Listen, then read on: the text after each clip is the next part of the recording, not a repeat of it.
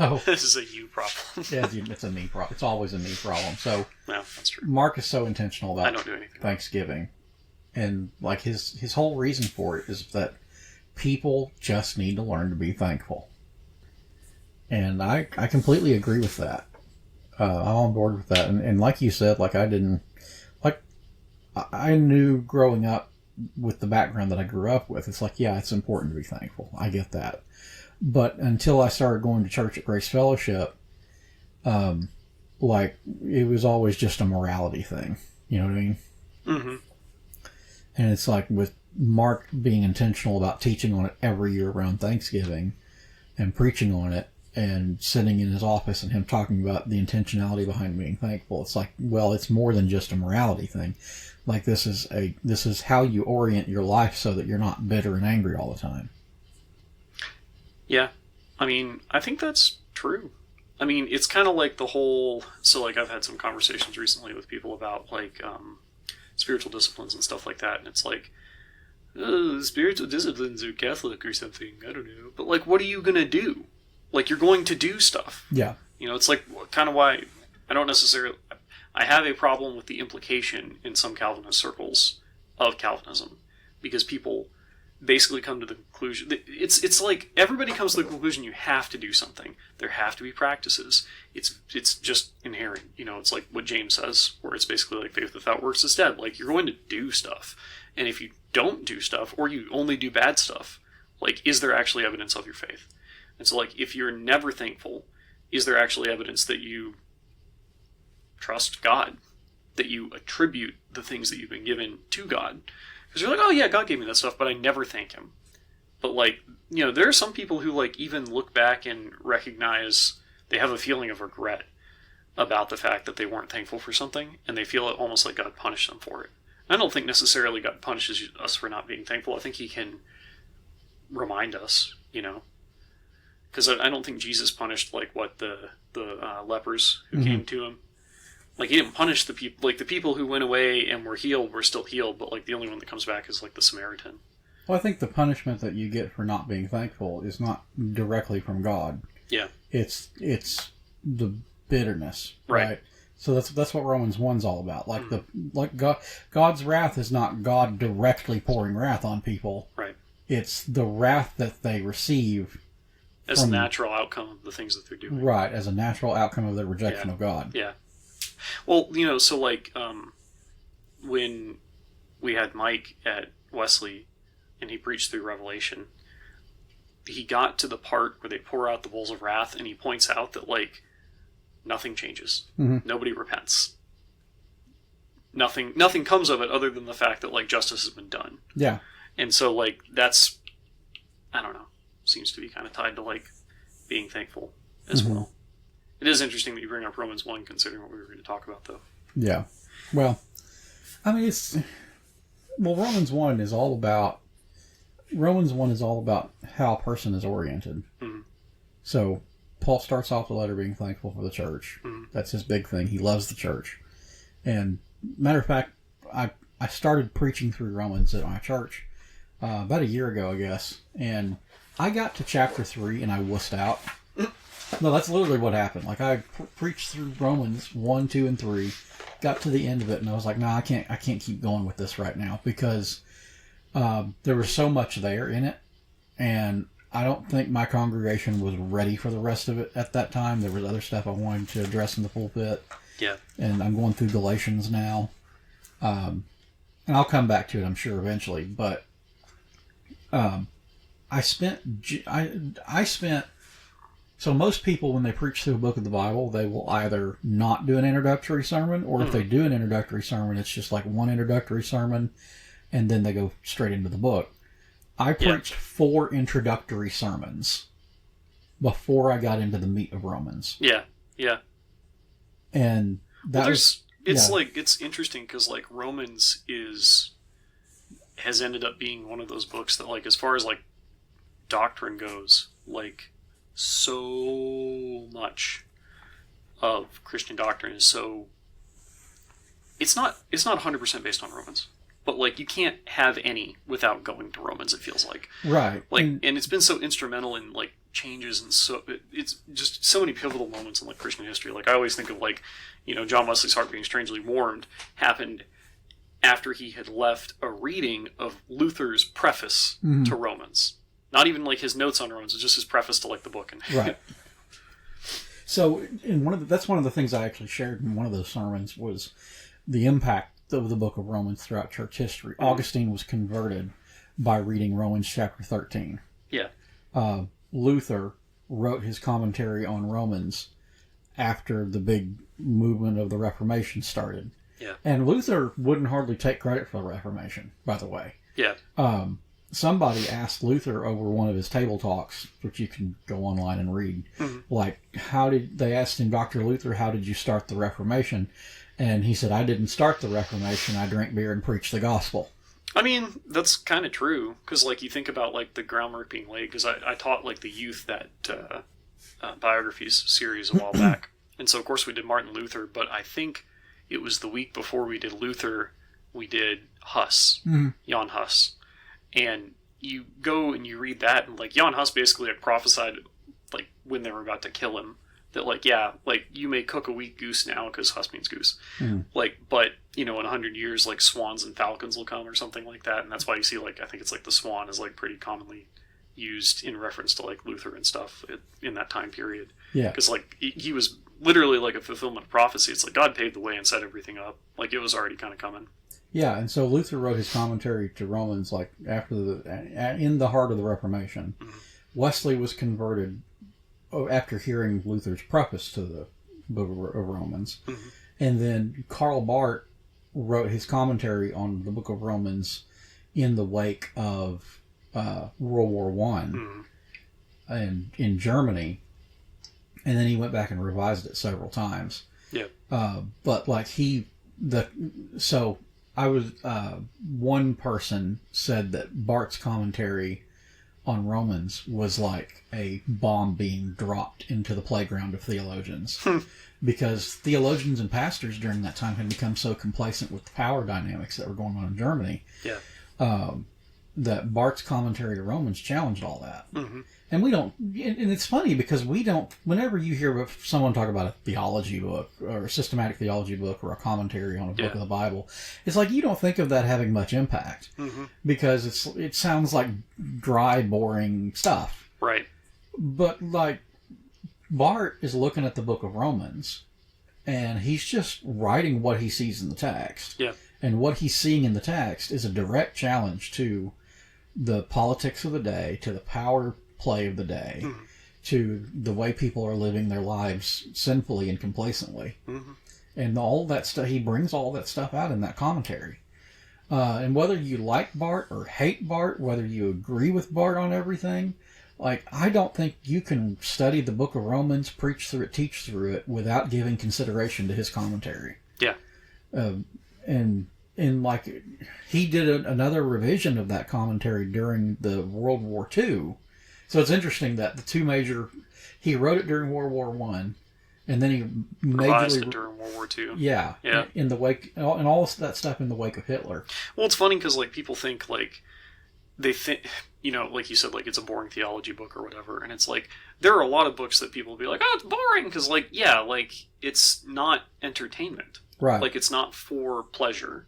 Like, it is not a book that's for pleasure. Right. No theology book is necessarily a book that's for pleasure, unless you're weird, Logan. Yeah. No, I'm just kidding. I mean, I obviously I greatly enjoy, I don't know, I'm more like a fan of like Chesterton and C.S. Lewis and people like that. Like, that's not dry theology. They're writing, I don't know what you would call that. What do you call that? Polemically, probably? Well, so there's some of it that's polemics, and some of it is apologetics. Yeah. Especially with Chesterton. Yeah, so like, the way I would compare it to like the modern day field of theologians and writers is that, and I don't say this with jest, I don't say it jokingly, I truly mean this from the bottom of my heart.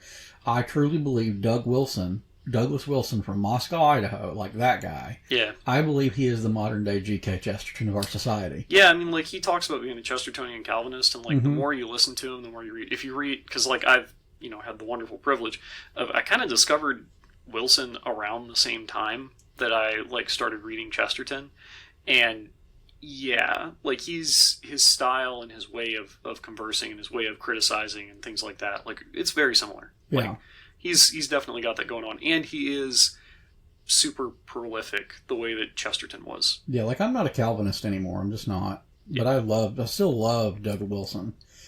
I'll still listen to Doug Wilson preach. I'll still read his books because I still find him helpful and edifying.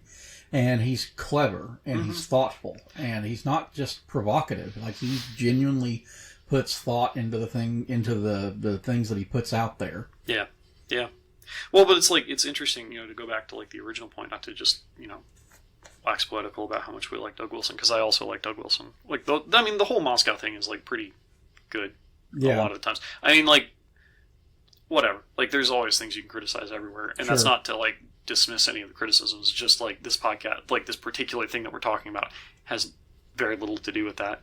But I appreciate a lot of the stuff that comes out of there because they're engaging. I think are they too political? Maybe, but at the same time, it's like, look at the world well, yeah, living in. Like, it's like, here's the thing: I don't buy wholesale everything that comes out of Moscow. Girl Sam.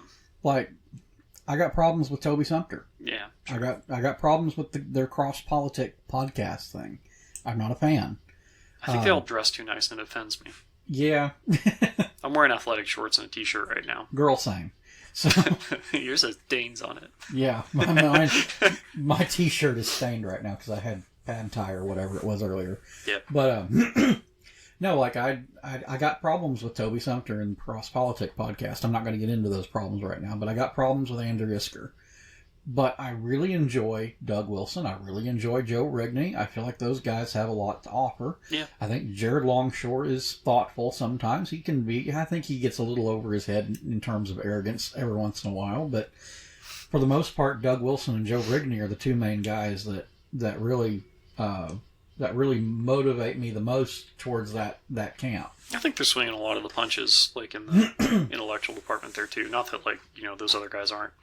But, like, you see a lot more from Joe Rigney and Doug Wilson. Like, if they, like, when they had the talk with the guy who, I don't know, that's kind of too much into the weeds anyway. Yeah. What I was going to say was I was going to go back to that whole, like, boring theology book thing. And it's like, well, like, it really is true that, like, everything flows kind of downstream from, like, the intellectual world and, like, the university world. And so, like, there's, like, little kids who, I mean, not little kids, there's some little kids. There's, like, high school kids and stuff like that. They've never read Karl Marx. They probably know about him in, like, a memey, jokey way. But they probably functionally believe in, like, some of the ideas of Marxism. Because, like, that started, like, in, like, 1800s, like, academia. And then, or the intellectual world. I don't know how much of an academic, I've never read a Marx biography. I know he had syphilis or something like that at some point in time. So that's fine. Well, don't all communists? Ooh, wait, here. Laugh track.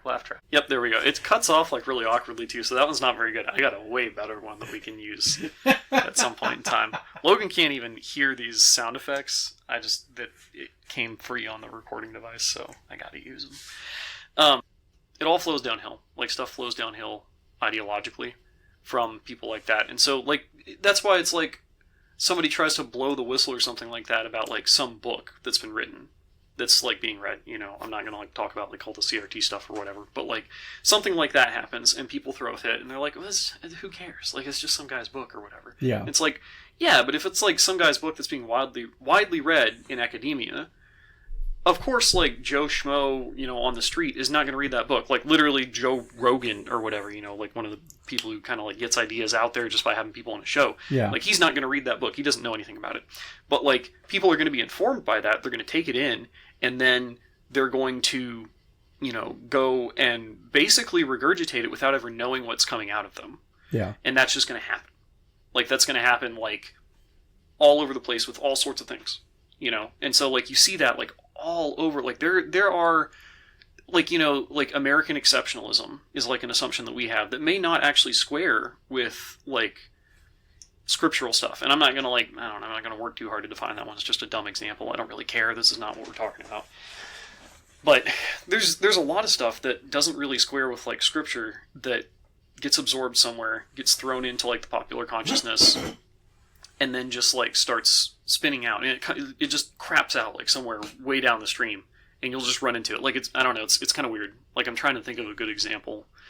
I do know that like as far as like the pollination of like ideas, like one place, this is like an innocuous one that's not exactly what I'm talking about, but it's kind of similar. Like you read C.S. Lewis, so I read C.S. Lewis for like multiple years, like a lot of C.S. Lewis stuff, and of course I've read like some Tolkien and stuff like that. And you think about them, but then you go back, and I started reading like G.K. Chesterton, to go back to like what we were talking about earlier a little bit.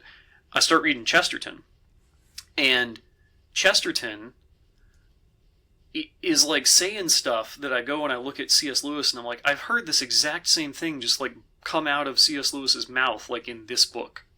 And I actually, like, after I read Orthodoxy, and then I went and started reading like some C.S. Lewis stuff again, I actually, like, it's in one of his books. I think it might be Screwtape Letters. I literally underlined an argument that he makes that, you know, kind of via backwards Screwtape logic, that's just something Chesterton said in Orthodoxy. Yeah. Because, you know, Chesterton's like the intellectual, like, you know, upstream from like C.S. Lewis and Tolkien, because like why are they doing stuff with like stories and mythology and like all this other stuff? It's like, you know, Chesterton was like blowing the horn for, I don't know if that's actually a phrase, maybe I'm making that up. No, you're not. Sure, he was blowing the horn for like mythology and fairy tales and stuff like that, and like the seriousness of those things, like kind of probably in like their youth, basically, and whether they picked it up in their youth or they picked it up like later on in life as they became adults or something like that, you know, you can see that it flows downhill.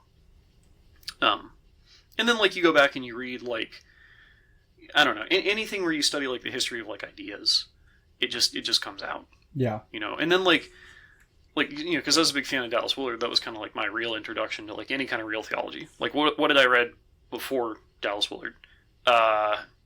John Eldridge. Right. Like right. stuff like that, you know, like not making fun of John Eldridge, because John Eldridge is cool. And I still have like 2 John Eldridge books sitting on a shelf upstairs. Yeah, like Wild at Heart is good. It is. It So holds up. Fathered by God is like his kind of spiritual sequel to that, and I actually think it's also pretty good, and another sort of like metaphoric framework for viewing like the life of a man. I think I heard the interview he did about Fathered by God with Steve Brown, whenever it first came out years ago, and it was really good. Steve Brown sitting there sounding like he smoked 6 cigars. Not cigarettes, cigars. Like, he doesn't have a cigarette voice. He has a cigar voice. Which is funny, because he did smoke cigarettes for many years. I mean, I imagine. I'm just trying to be smooth. Yeah, but he still loves his cigars. Of course. No, anyway, so, like, downhill ideas and stuff like that. So, we were going to talk about worship. Yeah, I don't know if we're really going to have time to delve into the depths of that. It's only been like 20 minutes. Well, yeah. No, but like it's kind of the same thing, you know. Like you have like those intellectual ideas that start upstream and they come downstream.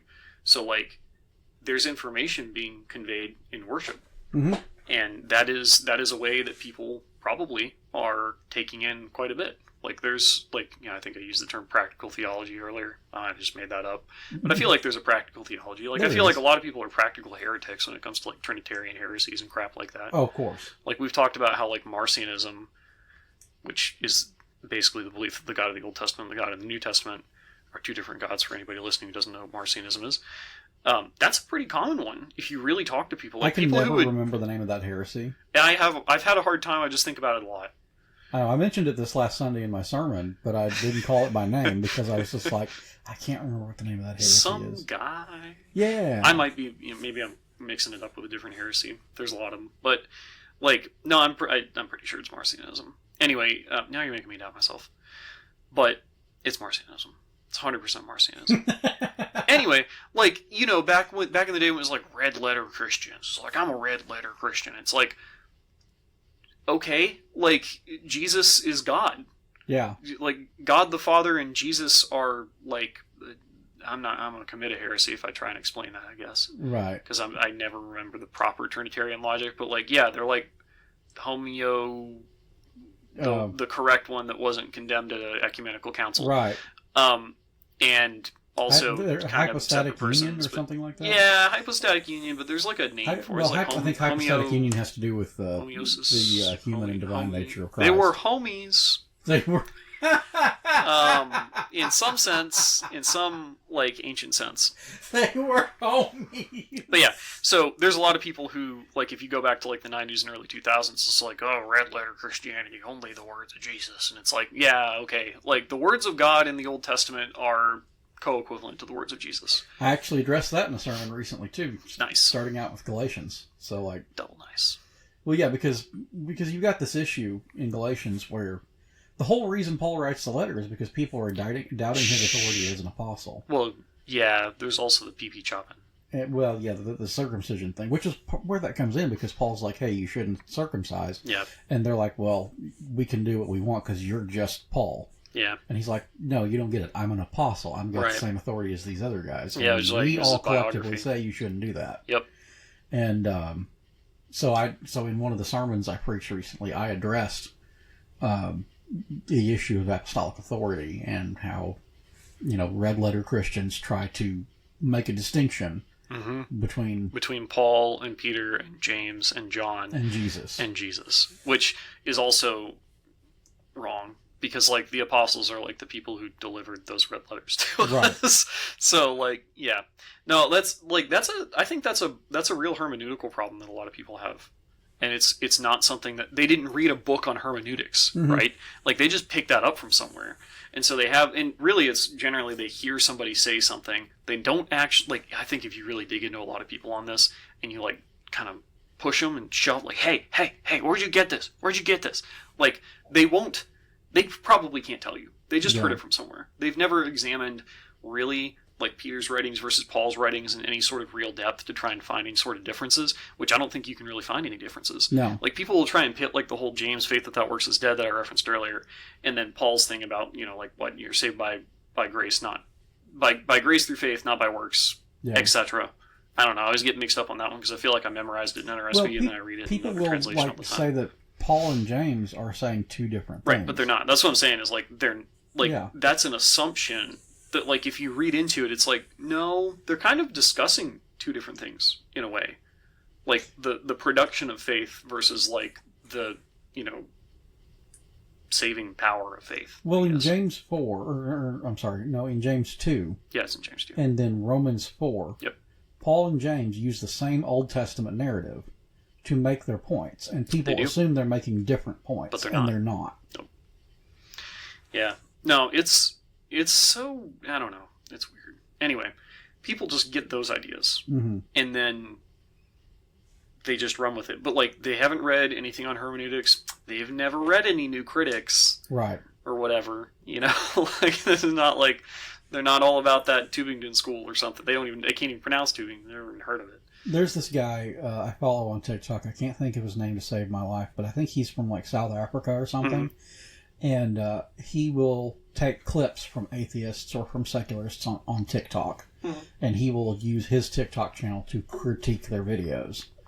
And at the end of the videos, he always says the same thing.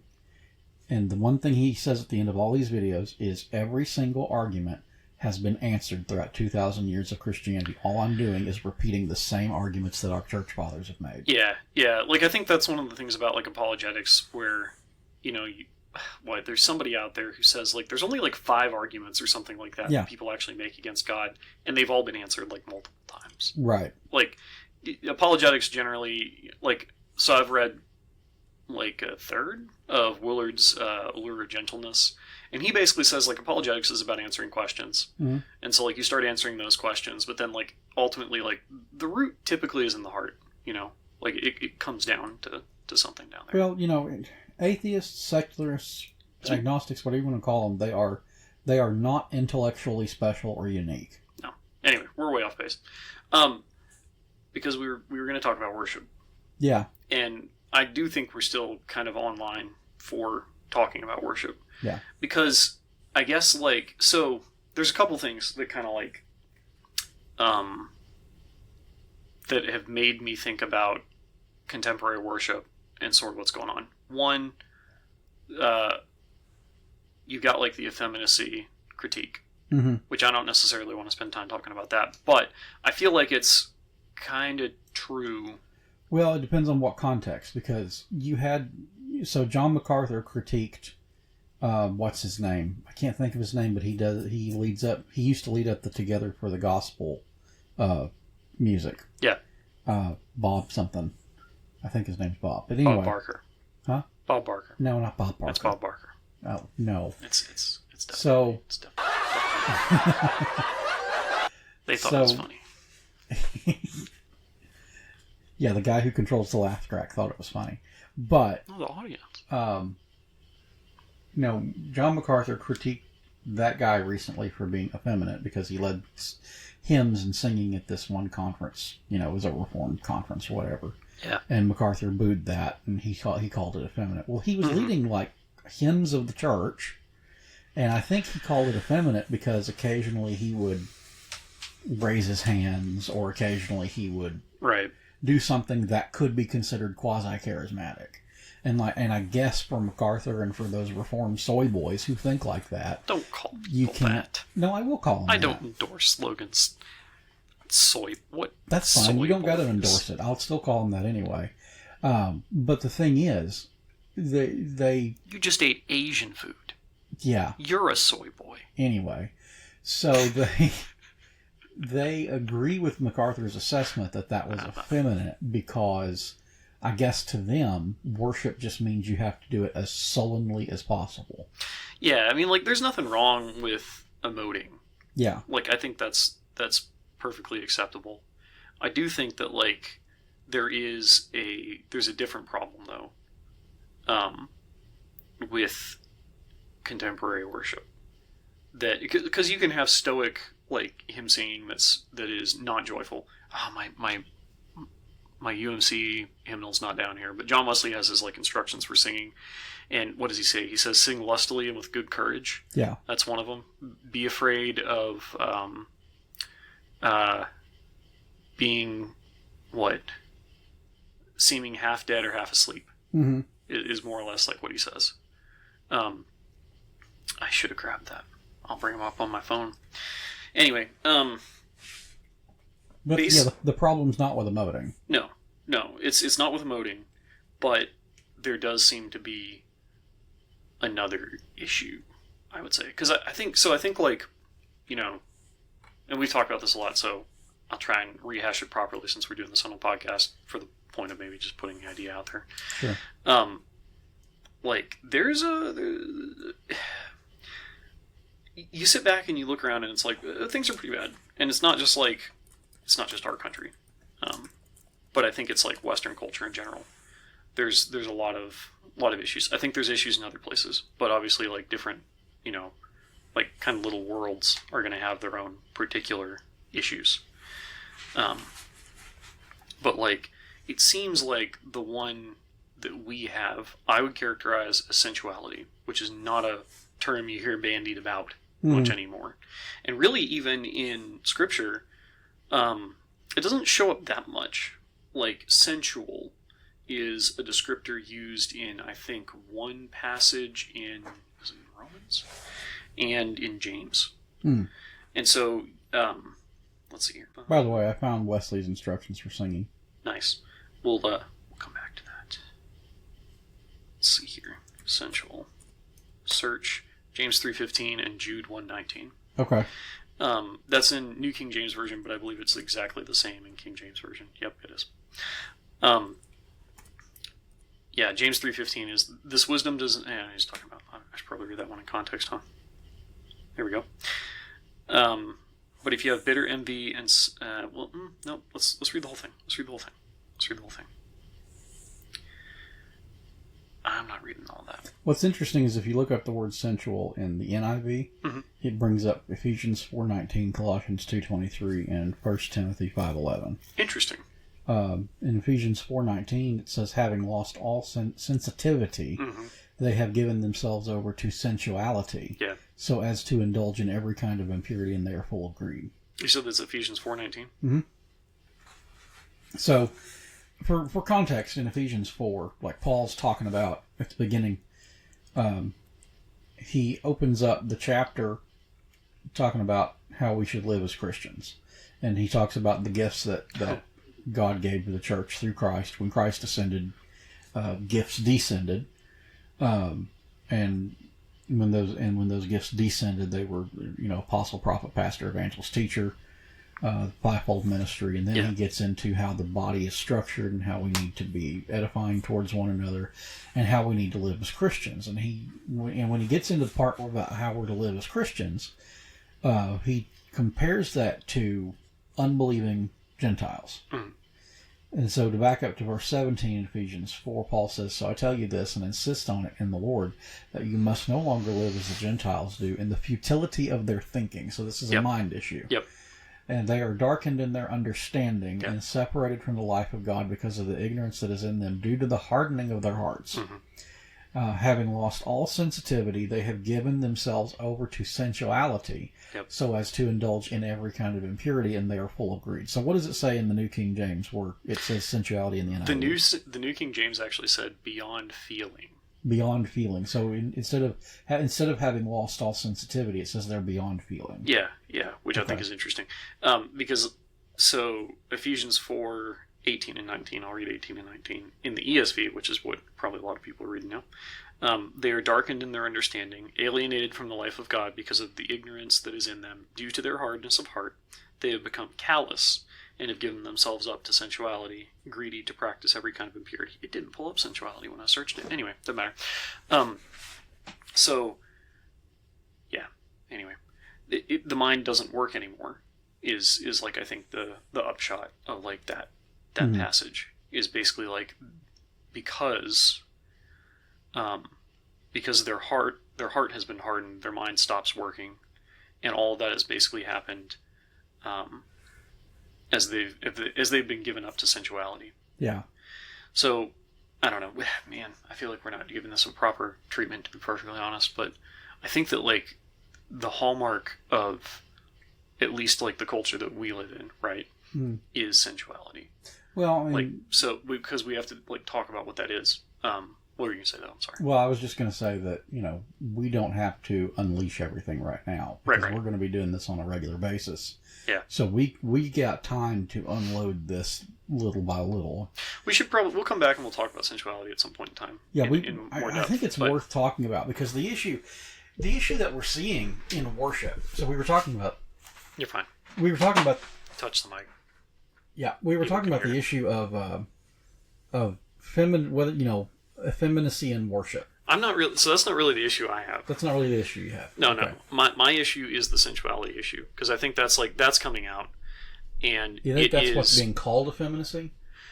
Yes. Okay. I think so. So I think that like when they're talking about effeminacy, what they're talking about is sort of an immersion in emotion, and it's more than emotion. Because sensuality, I would say, is like, sensual things. To be sensual is to be focused on sensation. And so those sensations, they can be bodily, they can be like emotional, it's feelings. And so it's not like a rational thing, which is part of this passage in Ephesians, where it's like the mind they're darkened in their understanding, their mind doesn't work. Where's the is it say futile in yours? Futility of their minds? Yeah, it's up in 17. Mm-hmm. Yeah, you must no longer walk as the Gentiles do in the futility of their minds. It's futile because it just doesn't work. It doesn't go anywhere. No va. Like it does not move. And so like that's because it's not part of the key function of these people's lives that Paul's describing here. Like to be sensual is basically to be focused on just feelings, and beyond that, to be basing what you're doing on just feelings, not intellectual things. Yeah. So, like, basically what you're doing, we're definitely going to have to come back and talk about this again, I think. But this will be like a primer. Oh, yeah, this is a primer. It's fine. So, basically, I think that sensuality is kind of like our big issue. Like, what we've become as people is we're people who are based on our feelings. And that's desires, it's pleasure, like it's seeking after pleasure. Mm-hmm. Like that becomes like that's like a instead of having an intellectual thought process where you're thinking about like, should I do this thing? Should I not do this thing? Like, is it good to do this? What are going to be the outcomes of this? Like, kind of like how Jesus says, where it's like, you count the costs. Like, you're not counting the costs. You're just like impulse buying, which is literally a thing that people do for pleasure. Yeah. They do it for feeling. They feel like they want the thing, and so they take the thing. John Wesley would also be a person who would say, in addition to like his instructions on singing, maybe being a little bit helpful with some of the stuff, which we'll just come back to that in a different one. We should probably do an episode where we just go through the rules for singing. Yeah, I think so. I thought this was going to be one episode, but there's actually, I think, a lot to talk about. Anyway, so, man, bouncing all over the place. You're going to have to stop me if I keep doing it. Well, there's a lot to think about. Because there is. It's hard to unpack. Yeah, because, one of the things that one of the elders at my church, the first church I pastored, used to talk about sometimes was mind webbing. Mm-hmm. And so, if you're not familiar with the concept of mind webbing, basically the way you organize your thoughts is you put your central thought that you're starting with in a bubble, and then you just web off of that. Yeah, so as you start talking about these issues, you're going to mentally mind web. Yeah. And there's a lot of stuff to unpack because there's a lot of stuff that's relevant to what's going on in our culture. Yeah. So like, given the worship thing and given how sensual worship is, like, let's start with this basic question. The basic question in my mind is what specific examples can we give where we see sensuality at work in worship specifically in our culture? So I think like,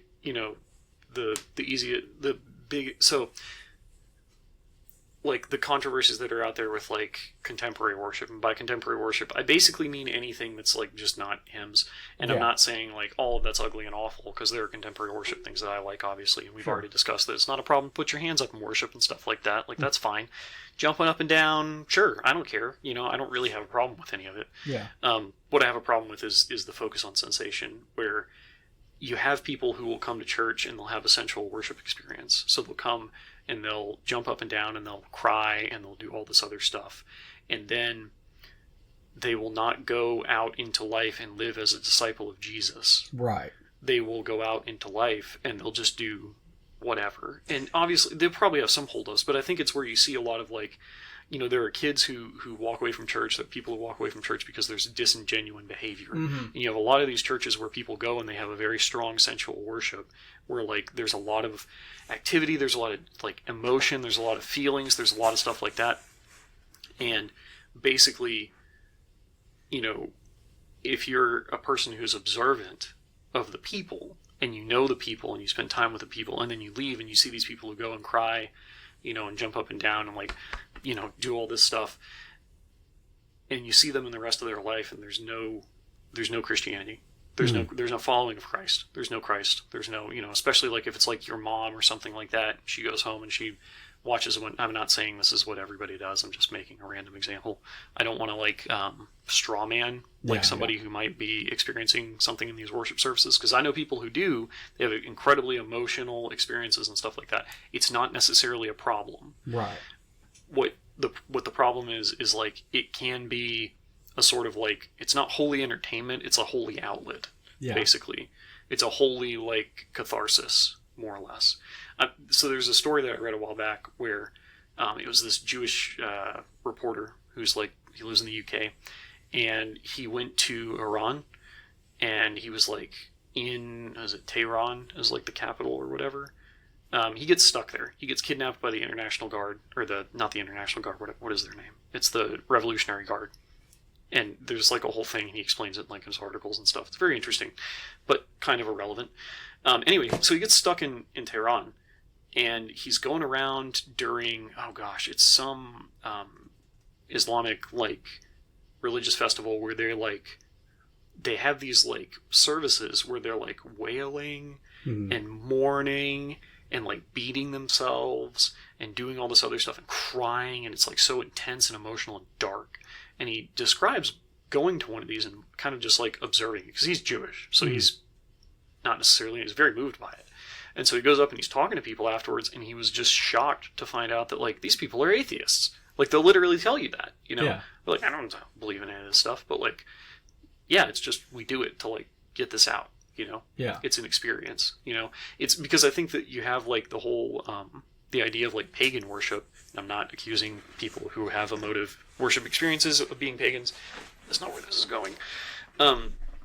But like you have this idea where it's like pagan worship and the sacrifices that are done there. It's like it's still trying to deal with the guilt of sin. Yeah. You know, in the same way that like worship, you know, in the Old Testament, worship in the temple would have functioned, or in the New Testament, like worshiping Jesus functions, and you know, finding that forgiveness and you know absolution like in Him, like in the same way that that works in like the pagan fashion. Like I feel like there's something else like that that can be almost like a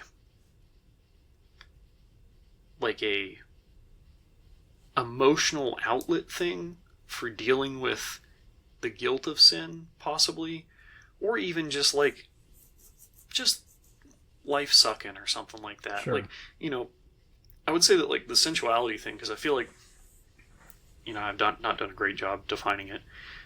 Like, at least like a hallmark of it is people who chase feeling as a means to meaning and goodness, and so they chase after it, and so like, you know, they're always, they want to go party, and they want, and that's not necessarily like what I'm describing is basically like somebody who's restrained from going and doing that necessarily, possibly, and is just doing the same thing in like a different way. So like they want to go out and they want to have good feelings. Like if their feels are not high and good all the time, like they have to have the positive input constantly, then something's wrong. Right. And we kind of have that like in the rest of our culture, because we have this like very like therapeutic culture. Like the goal of like the therapeutic world typically is like for people to feel good so that they don't kill themselves, basically. Yeah. I mean, that's the crisis I would say that we're facing like as a society, is like, you know, that's like the whole thing behind like what, like supporting like transgender stuff and whatnot, which that's not what we're talking about right now. But, you know, you see that where it's like, if you don't do this, like so-and-so is going to kill themselves or something like that. Yeah. Like if you don't support this person, they're going to feel bad and they're going to die. Like it's harm, because you're actually like, harm is coming to mean in our world doing anything that makes somebody else feel bad. Yeah. And that's just not, first of all, it's not really useful, because you can't feel good all the time, because that's one of the things that he starts talking about here is like, oh, they've become callous. Yeah. You know, the New King James Version, like beyond feeling. Because the thing is, like, you chase sensuality and you chase like feelings, and you get less and less of it over time. You know, it's like you getting resistance to a drug. That's literally like the same thing functioning in like the chemical world, you know. And I'm sure there are people who will take like the neuroscience angle on this and stuff and say like, yeah, that's actually how the whole dopamine thing works too. Like you go and you chase the pleasure, and you chase the good feelings, you chase the hit, and it's less effective each time. And so, you know, that's where I think like the sensuality thing comes in, because like there are other ways that you can chase good feelings. That's why I'm saying it's not just happiness or something like that, because you can have somebody who's sensual and they're just angry and bitter and ugly all the time, because eventually the good feelings don't hit as hard, but you can find other ways to make it hit. Right. And then you can go and you can chase sadness. Like I've met a lot of old women who are sensual, and what they do is they dwell on the past and they dwell on sadness, and they sink into it and they live in it. Like I've met a lot of people like that. I've met like people, it's not just old women. I just think it's common, you know, because like you've been through more of life. Maybe you lost some people, maybe you like lost a spouse or something, and you just live in sadness and you sink into it, but you like wallow in it. I remember I was listening to Doug Wilson actually pointed out that there's like a part of Pride and Prejudice where Jane Austen kind of describes that, where like one of the sisters and the mom will do this thing where they'll play off of each other, where they just like stir each other up into a frenzy, just like, oh, about like, you know, when anything happens to anybody or anything bad happens, you know. And there are people who do that, they focus on it, and they want to tell you about it all the time, like that, you know, this bad thing happened and all this other crap. Anyway, what I'm trying to say is the whole like sensuality thing is like this tremendous problem where like we're almost like addicted as a culture to like feelings, not good feelings necessarily, bad feelings, anything but being logical and rational. And I think that worship has come in the contemporary sense, and you know, there are times where it's come that way in the old school hymn world. People who just want to sing the old Rugged Cross and cowboy hymns all the time. Yeah. Because it gives them a feeling. Yeah. It's the feels, man. Like, oh, it just hits me. Yeah. Like, I won't sing, It's Almighty, Invisible, God Only Wise, because that doesn't give me the feelings. Yeah. And so, like, I think a hallmark, because you asked me for a specific example, the fact that, like, the controversies around, like, Hillsong worship and stuff like that, these places that, they might have, at the very least, the what do you call it? Like, the institution that's putting out the material. Mm-hmm. The material is, at the very least, kind of thin. Like, there's not much to it. Like, There's not much to it theologically. But they have legitimate problems. And sometimes you see that come out, like, in the worship and stuff. People are like, oh, but it's just so good. And it's like, what do you mean?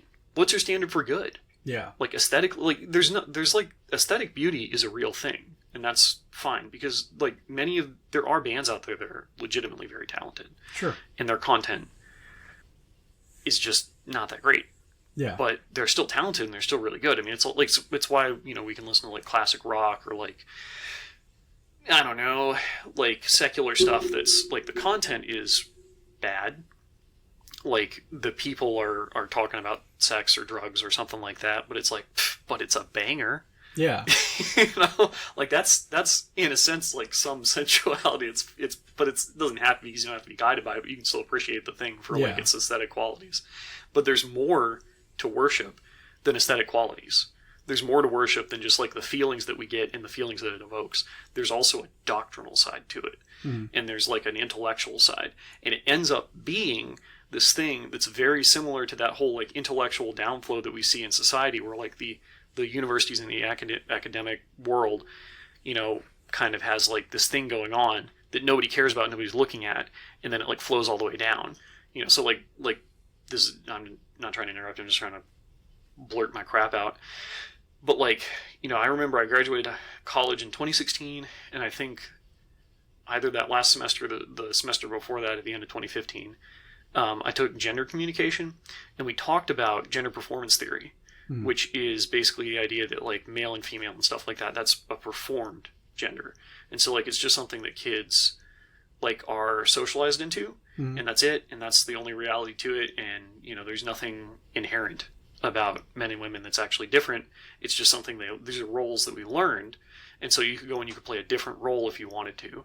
And that's actually where, like, all of the non-binary stuff comes from. It's like one paper. Yeah. And it's largely based on children's toy preferences in the toy aisle at Walmart. Right. That's, like, most of the if I remember correctly, we read several different papers that were kind of in the same vein, so I'm not trying to, like, spew false information. But, like, the non-binary thing, the transgender thing, like, all of that is coming from that little world of, like, like, secular academic thought. Yeah. And it has just, like, poured out everywhere. Now, I think it's come from other places. Like, it's, like, nothing's, like, monolithic, like, everything's kind of complex. Like, there's a lot of things that play in. But just like that. Well, it's, ultimately it's coming from a desire in people's hearts to live against, and I know you agree. But the intellectual justification, like, the ideas, because there's more than just desire. There has to be ideas. Yeah, the intellectual justification comes from that world of academia, where these 3 or 4 minor papers come from. Right. Well, I'm not even saying, like, because I don't think everybody's looking for intellectual justification. Well, certainly I think it's also just, like, the idea that you could just pick something else. Like, that's fairly new, honestly. Like, you don't see that really anywhere else in history. Like, that's pretty modern. It is. And so, like, the idea comes from the academic world, trickles down. Like, somebody's having a conversation with some, like, I don't know, Stanford professor. I'm not saying Stanford's where it came from. I don't remember. But some, fancy school professor. They have a conversation, or it might just be some community college professor. They're having a conversation with them over dinner with their family or whatever, and they mention whatever, and then that person, talks to other people about that, and somebody's like, well, I think I want to be a Pokemon. And, then it's like, well, actually, there's, like, this theory, and blah, blah, blah, which it doesn't really mean that. Like, nobody proposed that in the paper, but, like, you can see where the idea came from in that world. Anyway, the worship side is, I think, the same way for the church. And so, like, the church and the culture of the church is really it's based on beliefs. It's based on intellectual beliefs. But when it becomes based on feelings, the intellectual beliefs that are expressed are disjointed. They're inconsistent. Mm-hmm. They're just wild, and they're all over the place, and there's stuff that people just aren't thinking about. Yeah, well, like, the issue is that, like we said earlier, there's nothing wrong with the experience itself. There's nothing wrong with the expression itself. But what's wrong is when the expression or the experience becomes the goal. Yeah. It becomes the end instead of the means. And so it's like, man, and of course we talk about it being in the contemporary world because that's where it's most obvious. Yeah. It is, I have seen it in traditional churches. I have seen it in traditional settings. Mm-hmm. I grew up in Pentecostal churches, man, and it's like you sing a certain song and people just shout the house down. Yep. And we got to have that experience every time that song is sang. Boy, we went to church. Well, I'll give you an example. So we had church today. When I you have church every. Yeah, like you have church every Sunday. Like, what do you mean by that? So, like, we went to church at this Assembly of God congregation. When I was like 16 or so, and like it was an okay church. I enjoyed it a lot better then. Looking back on it, it was not that great. Yeah. Well, I mean, you've changed kind of like where you're Well, I've changed too, and there was stuff going on I didn't know about, and I won't get into it. But basically, we had this piano player who was a sweet woman. She has gone on to be with Jesus since then. She was a sweet woman. She, in addition to my grandmother, she helped me play the piano. Mm-hmm. She did not sing very often. By herself, she didn't sing specials by herself very often. Yeah. This one particular Sunday, she told the pastor was going to get up and preach, and she got up and she said, "Pastor," she said, "before you preach, I feel like God wants me to sing this song." And so, like, I knew that was probably God prodding her to sing because she just didn't sing by herself that often. Right. And she sung "Plenty of Time," which is an old Connie Smith song from the 70s. Mm-hmm. It's a gospel song about running out of time before you have to stand before God before judgment. Yeah. It's about thinking that you've got plenty of time when you really don't. And she sung "Plenty of Time." And when she sang it, the altars filled up. And people started running to the altar and praying and weeping and wailing. And I think we had 3 or 4 people get saved that morning. Mm-hmm. Well, she sang it again that night. Mm-hmm. Same result. She sang it again Wednesday night. Same result. And she sang it 2 or 3 more weeks in a row.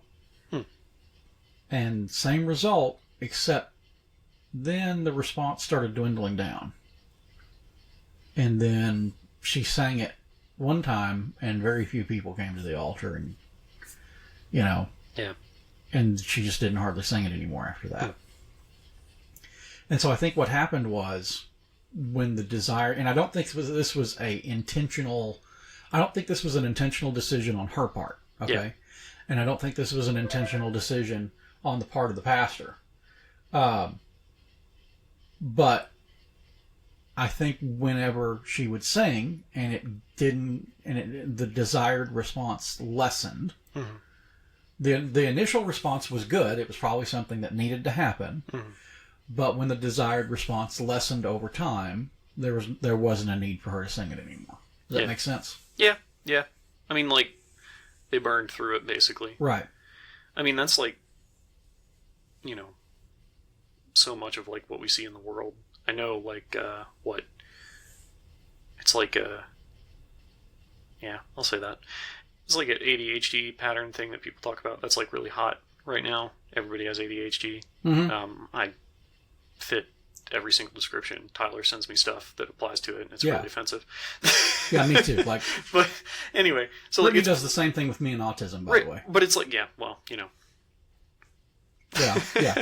It's just funny because, like, everybody is finding themselves being described by those things. And so it's like, is there like some mass thing? Did everybody always have this, or is it like a product of like this world that like we're living in? Because what I was going to talk about was like, you know, an ADHD thing is like you just do the same thing over and over again. Like you eat the same food that you like over and over again until you burn out on it. Right. And it's like, yeah, I mean, like I totally did that. I do that because like, you know, Me growing too. up, like my parents didn't, I mean, they had some control over things at times, but mainly like they would just let me eat like Lunchables and PB&J like every day, as long as I wanted to. And so I would do that. I would have patterns where I would eat something for a long time and then I'd stop, and I just wouldn't eat that anymore. I'd eat something different. Right. It's not very good for me, you know. I'm like probably, my new thing now is lime jello, whipped cream, and pineapples. That's weird. It's good. It's weird. But I'm on it for right now. Okay. I'll be off it in a few weeks. Yeah. But the thing is, like that's a pattern of like, it's good. Like Yeah. you want it, and you keep doing it like over and over again. You know, like I kind of envy, like when you watch a movie and you see like the old boring like American like dinner where it was like a casserole or something like that, or like bland turkey or chicken and like beans or something. You know what I mean? Like I kind of envy that world. And it's funny because we came from that world where like, you know, people didn't make like banger food like every day. They just made like a meal. Yeah. Like just a boring meal of whatever they had, kind of standard stuff, very straightforward. And then they would just, you know, eat that. Yeah. And that was like every meal for anyway. But like, Well, that's how I grew up, because my grandparents cooked that way. Yeah. No, I mean my parents cooked that way for a long time. They don't anymore. Like, they've changed. What's interesting is one day, and we probably got to wrap up soon, but yeah, we got like 2 minutes and some change left or something like that until we hit an hour. But we can go a little over an hour. Well, that's fine. But nobody's going to listen to this anyway. Yeah, no. By the way, thanks for all 2.5 of you. Yep. So, like we always had some kind of meat with dinner, just whatever it was. And I remember walking into the kitchen one evening when Grandma put dinner on the table, and I'm looking around at what's on the table, and I'm like, "Where's the meat?" Yeah. And she's like, "Well, we just don't have meat right now. It's not that we couldn't afford it. It's not that we couldn't afford it. We could have gone out, ran down to the store, and got something. It just didn't happen to be in the kitchen in that moment." And my grandparents were like, "Okay, cool." Yep. I think we had fried okra, beans, mashed potatoes, and corn, and some cornbread. That's a lot of carbs. Well, yeah. Yeah. That's also something we didn't used to think about. Now everybody has type 2 diabetes. Exactly, right? And so,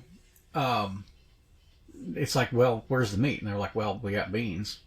It's like, no, I understand that's a source of protein, but like, I need meat. Mm-hmm. And I just didn't get meat that night. Oh, I thought you were going to say you went out in the yard and just killed a dog. No. In the country. It's like we eat the same thing all the time. ADHD. But what I was telling my wife yesterday was, it's not that I don't think ADHD and autism and it's stuff, describing something. Right. It's not that I don't think those things aren't real. Yeah. It's that I think they are overdiagnosed, and I think it's because I think they're overdiagnosed because parents don't want to let their children live without not feeling something. Yeah, I think that's part of it. So when their kid is like, I'm bored, and they need to be entertained all the time, all of a sudden we say, well, they do need to be entertained all the time because they have ADHD. Like that, and we use that as an excuse to pacify them with iPads and phones and all that. Yeah, there's a lot which is terrible parenting, by the way. Yeah, like as those like diagnosis numbers like go up, there's a lot of it where it's like, yeah, I mean, like there's a fair amount that's due to like parenting and raising, because children are like little like pattern learning machines. Sure. Like they're not machines, but like they are a blank slate. There are things that are unique to them. My son's 9 months old, and there are things that are unique to him. He has his own little personality, and there's stuff that's going on there. But as he gets older, he's going to be like what he sees. Mm-hmm. And so he's going to be like me and mom and anybody else that he spends a significant amount of time around. Right. Like he's going to pick up stuff from us, and it's going to be like not just the normal things, but like I always like the word insidious, mm-hmm. because that Mutants and Masterminds tabletop role-playing game, that's a power add-on that you can do where it makes it so people don't notice the effects of whatever you did. Mm-hmm. And that's like what insidious basically means, is like it just, you don't see it, but it's happening, basically. Right. And so like there are like insidious things that my son will pick up about me and my wife. and just about other people, and just like inculcate them into like who he is. Yeah. And that's just part of it. It doesn't mean that he's just some like derivative being. Like he's a unique individual that God made. And there's a lot of that like God's doing, you know, but like it's obvious that like there's so much that they're going to pick up from us. And so like when we do something where we put them in front of like a pattern, we give them a pattern of behavior, we give them a pattern of like whatever, we give them a pattern of like, here's what you do with your attention. You give it to the screen or something like that. That's a really oversimplified thing, but it's like you're putting them in a position where they're going to take that and that's going to form who they are, because all you end up being is just a series of a bunch of patterns of thought, patterns of behavior, and, you know, turtles, circles, all the way down, whatever. Yeah, no, so it's like, you're right. And we're a little off base, we probably should wrap this up. Yeah, and so what the thing is, though... Also, everybody's going to be like, ADHD and autism aren't real or something. Well, I was mainly talking about ADHD. Obviously, we both have ADHD. We've been changing the subject on this podcast episode so much. That's how it works, probably. So, it's describing something. Yeah, really. And so the thing it's funny because I have the criticism of like our society of being really sensual. I think I'm really sensual. I really fight and struggle against it. You know, like it's something that I have engaged in disciplines against. Sure. But it's like you're fighting against it, though, and you recognize it. Yeah. Unlike a lot of the people who are sensual and are fighting against it. Like, I'm sensual. Stupid sensual people. Well, it's like, this just sounds like it's like... The thing is, like, I'm sensual, too, right? And I try to fight against that, and I try to recognize that whenever it pops up in my own life. But, like, the thing is, though, like, you have to just be aware of these things. You have to be aware of these things. Because if you're not aware of these things, they're going to overtake you. Yeah. And people... This is hard for me to understand, but there are people who live their entire lives without being aware of the value of their soul. Yeah. Without being aware of the value of their mind. Like, they just don't think about these... I mean, I'm going to use the word abstract, even though they're not really abstract. Mm-hmm. They're not aware of these abstract ideas like having a mind as opposed to a brain, having a soul, having a spirit, and what those things mean for them, and where all of their behaviors and patterns are going to lead them. Yeah. People don't think about those things. They don't. And it's really interesting because in a sense you almost have to. Because like Paul says that we're transformed by the renewing of our minds. Right. We're not transformed by the renewing of our feelings or by, you know, the TV schedule changing or something like that. Or the renewing of your brain. Yeah. Right. Yeah. And so like there's something there. Yeah. There's something there that's beyond your physical being. Mm-hmm. And you've got to care for that. Mm-hmm. Yeah, and it has to be transformed because it's dying too. Like, that's one of the things that I think is really interesting about the fall that I don't think people think about it. It's like, you know, we're cursed with death. Is it just physical death? Yeah. Like, obviously not. Because, like, what is, you know, what is, like, the lake of fire? It's eternal death and torment, basically. Mm-hmm. Like, it's, like, dying forever. Like, it's also the other parts of us. You know, it's like our mind. It's our will. That's why, like, the will becomes enslaved to desire in kind of under that guise of like sensuality. I would say that's what that is. To be sensual is to be enslaved to desire. Mm-hmm. Because desire is feeling an emotion. Like, it's not your thoughts. Your mind becomes enslaved to it, and so your patterns of thought become like patterned after your wants and your desires and your feelings and things like that, and you chase them. And then like so does your will. And so like your choosing is guided by desire. You are not choosing against desire, hardly ever. You're only choosing things you want all the time. And so like there are ways, which obviously we're going to have to do a completely separate podcast episode about it, that we pattern that into us in contemporary worship, I think. Yeah. I'll make a better case for it next time. I didn't have any... I had notes, I didn't pull them up this time. Yeah. Well, I mean, I agree. Like, that's our whole gripe against certain parts of contemporary and some parts of traditional worship. Well, like, to be fair, like, I think it's like, you know... It's a gripe, but it's also a thing that's worth exploring, and that's kind of why this was the first thing I thought of for us. Like, yeah, it's like because we've been talking about doing like the podcast thing again or whatever, and it's like that's what I want to talk about because I listen to a lot of people talk about a lot of this stuff. I've listened to a lot of people talk about worship and problems like that. Like all the Reformed dudes are being like, it's effeminacy, and it's like, yeah, you can be sensual and sing really masculine psalms, right? Like that's yeah. I think psalms are a safeguard against it to some degree because like if you're singing scripture, like that's good. At least the content is good in some sense. But like you can get that you can get a high off of doing that. You can, and you can live for that instead of the God who you're supposedly worshiping. Right, and so I think in that sense, the regulative principle can become an idol. Yes. And I'm not. That's why legalism doesn't work. Right. Because it is a way of turning a regulative principle into. And so it's like just as much as you can criticize Hillsong and Jesus Culture and Bethel and whatever for their sensuality and worship, so can the Reformed Soy Boys be criticized because they put that regulative principle up on a platform and worship at the altar of the regulative principle. Arminian Soy Boys can be criticized too. Well, they can, sure. But I'm here to tick off both sides. Good. No, but yeah, so I guess we'll dig more into that in the future. Yeah. But so let's go ahead and close it up now, and we'll come back to this in a week. We didn't pray at the beginning. Can we pray now? Yeah, we can pray now. Dear Lord, thank you for just letting us gather together. There's two of us. Well, whatever. Two more gathered. Ha! Got it. Good. We're good. Huh. Probably shouldn't make jokes while praying, Lord. But please just help this podcast be a blessing to whoever it's for, even if it's just for us to sit down and talk about it. Thank you for letting us sit down and talk, giving us time to sit down and talk, and just hopefully being with us as we work through these things. There's a lot of things going on in the world. There's always problems. And we just hope that you are glorified by what we do and that you use our conversations and whatever we do for your ends and correct us when we're wrong. Lord, please just be with us as we go throughout the week. Lord, thank you for this opportunity to talk to your people and to share our thoughts, our opinions, and portions of your word over this topic of worship and over this topic of sensuality. And Lord, we really want to try to be helpful.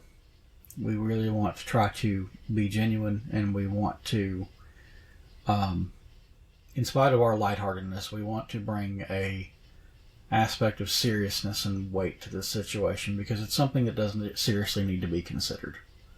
And we hope that we can help people consider these things and that it will be edifying for those who listen. We ask all these things in Jesus' name. Amen. Amen.